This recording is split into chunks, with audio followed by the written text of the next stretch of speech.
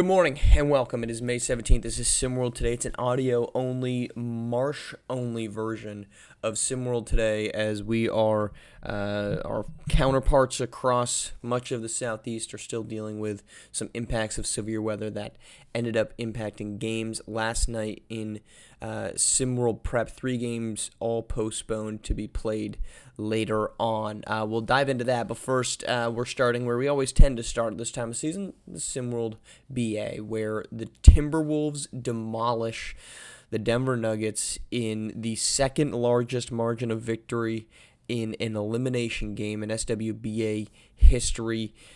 This was as stunning as the first 2 games of the series have been, and this is a series that has been very difficult to get a viable eye on. Are the Nuggets struggling? Are the Timberwolves legit? Are the Timberwolves too early? Are the Nuggets still dominant? Back and forth, that pendulum is gone. This game was decided with a 20-0 run in that first quarter after a 9-2 start by the Nuggets. Here's the thing, and we've said this, series will provide this opportunity time and time again. The ones that go to 7, you're going to have more often than not fluctuations away from what you would expect. And Game 6 was certainly exactly that, a fluctuation away from what you'd expect. But the cause of this concern can all be pointed back to Jamal Murray. Jamal Murray struggled. He's 1 of 10 in the first half, ends the game 4 of 18, extremely inefficient. And if you look back at games 1 and 2, that's where the Nuggets lost this series, was with poor nights from Jamal Murray. He doesn't play well in game 1. He doesn't play well in game 2 because of the calf injury. He finally gets some time off as they had 3 days off between game 2 and game 3. Comes back in game 3, looks great, looks good in game 4, and he looks great in game 5. That's the difference of this one. This is not... We want to react. We want to react to big games. We want to sit here and make some declarative proclamation about the Minnesota Timberwolves. Oh, they're the best team in SWBA now. Like, come on, they win by 45 points. It's over. They're the best. Now, let's just take a break, okay? This is going to happen. I don't think the Nuggets are dead. I don't think the Timberwolves are guaranteed to move on. I don't think the reverse of both things are true. This is a matchup of 2 teams with 2 excellent head coaches, with 2 excellent stars at the top of it, with very, very good role players that fill into their role exceptionally well. Jaden McDaniels was fantastic last night. Rudy Gobert was great last night. Mike Conley back in the lineup was great last night. Naz Reid was good in his minutes attacking the glass. That's what we'd expect from a good basketball team. So, yes, there's going to be some games like this. I shouldn't say never, but we don't... To see a series go to 7 games with with just every single one being a decisive, chuck it out battle, it just doesn't happen. It just doesn't happen. And we don't, just like after game 2, you had every single pundit in the world saying the Nuggets were dead because they lost by 26. Well, after 3 straight wins by the Nuggets, we had every single pundit in the world saying, well, the Timberwolves, they're too early. This was nice, but the Nuggets, they're the champs. They roar back. Here they are. This is going to 7. This was always going to go to 7. It was just a matter of how we got there. It's a unique route. I'll give you that. It's a unique way for us to get to 7 with road team winning the first 4, which, by the way, has happened before. Look back to the Clippers-Mavs series of a couple seasons ago. Every single game, I think, up until Game 7 was won by the road team in that one. We're barely different on this. And then 2 blowouts in the last 2. It's been entertaining. Let's just hope Game 7 is a competitive one. I still don't know who to take because I think you can talk yourself into both of them, but it was a exceptionally impressive night last night from Minnesota, but that does not mean it's time to bury the Denver Nuggets. Let's head to the opposite side where tonight we are going to get a Game 6 of the Indiana Pacers, New York Knicks. I said this with whoever it was that was on the show. It would have been Monday, so that would have been old B-Ron. I thought it was a really bad coaching performance by the Indiana Pacers, and it showed the lack of preparedness by Indiana and readiness by the players to open up into that game. I mean, they were atrocious on the road on Sunday, or excuse me, that was on Tuesday, so we chatted with Siege, though this hardly matters. But they just weren't ready for that game. They walked into New York almost as if, hey, we're going to play this game. We're going to win it because it's obvious that the Knicks are battered. The Knicks are missing half their roster. OG's been ruled out now. We just won 2 on the road, and the Knicks have 8 guys in their rotation. This is ours. And they showed up and they got their tails beat in.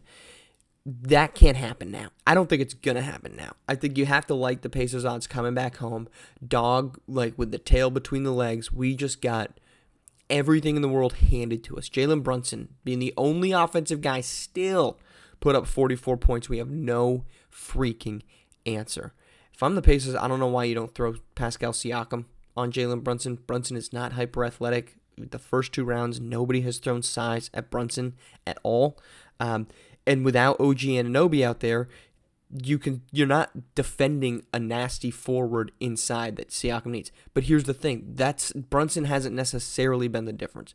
The difference has been every single game in this series, the Knicks, and it goes back to the Sixers series. The Knicks just simply want the ball more. Josh Hart, Dante DiVincenzo, Isaiah Hartenstein. Talked about it with Rick. Those dudes want the ball more. They want to go out and attack the glass. They want to extend possessions. None of those dudes expect themselves to be all-stars, but they are all NBA in what they're asked to do, which is crash the glass, be pests, get the crowd rolling.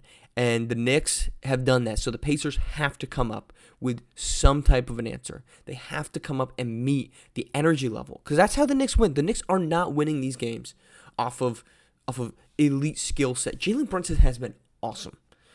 He's been fantastic getting into the pick and roll. Interestingly, his Luka Doncic type pace has been fantastic.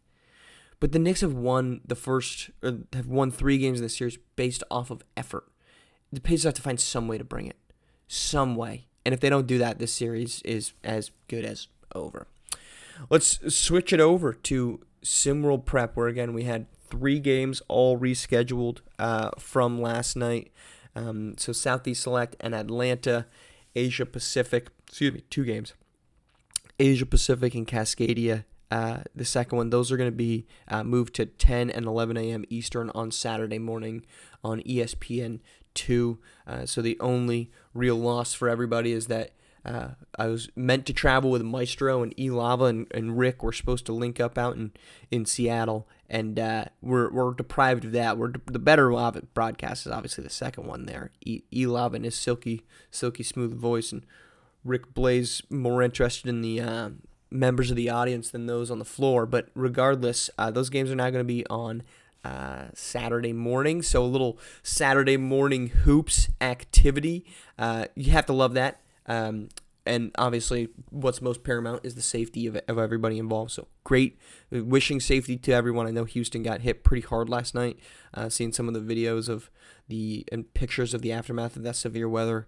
But to the games. Southeast Select trying to bounce back after they just lost to Queen City Kings. We've talked about this in different pieces and different corners of the SimWorld season, but seeding is going to be extremely important, and the top spot in that southern region is going to be one that teams need to be keeping an eye on. I think it's, to me, one of the more interesting ones to watch. Gulf Coast, half game up on Southeast Select. 5 games left for Gulf Coast, 4 games left for Southeast Select. Meanwhile, you've got somebody like SimWorld Atlantis who only has 1 game left. So 2 of the longer schedules remaining for Gulf Coast and Southeast Select, but a huge opportunity for Southeast Select because, yes, you lost to Queen City Kings, but on Wednesday night, it wasn't like you suddenly got buried in the roster because you didn't have a Gulf Coast lockdown team that was active, so you're still a half game back. You can still draw even. That's going to be vital for them because, again, you're looking at the opportunity. Gulf Coast plays Africa on Saturday at noon. As we look at the standings, your choices here, if you can get up to number 1, is as it sits currently, Indy and or Queen City Kings. You just lost to Queen City Kings. That doesn't mean nothing. If you're going into a game, if you're Queen City, you say, hey, we just beat them, we can do this again. The confidence of the lower seed matters here. But also, I don't think that race to the bottom is complete. Lone Star sits with 13 wins, Queen City with 12, Indy Stripes with 12. So regardless, Southeast Select looking to bounce back. I think they've got an opportunity to do that against an AT Aliens team that's kind of been sporadic. Good as of late. 3 of their last 5 they've claimed victories on. But again, you want to get momentum, and you don't want to fall down to number 3. Yacht Club is just a game and a half back. And then, of course, APAC and Cascadia round out what would have been that one. Cascadia has been a joy to watch since Coach Barrios took over. They've won 4 in a row, 21-8 now on the season. They've already locked up the top spot in the Neo region.